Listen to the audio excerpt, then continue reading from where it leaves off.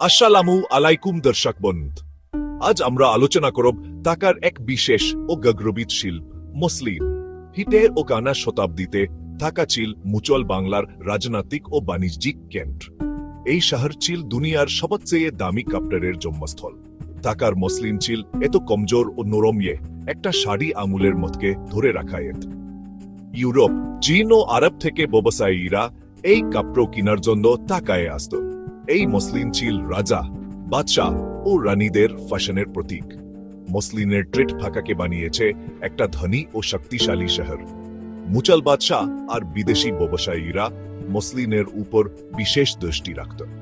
এই শিল্প ছিল বাংলার গৌরব, কিন্তু পরবর্তী সময়ে কলোনিয়াল শাসন, মেশিন মেড কাপড় আর অবহেলার কারণে ঢাকার মসলিন ধীরে ধীরে হারিয়ে যেতে থাকে।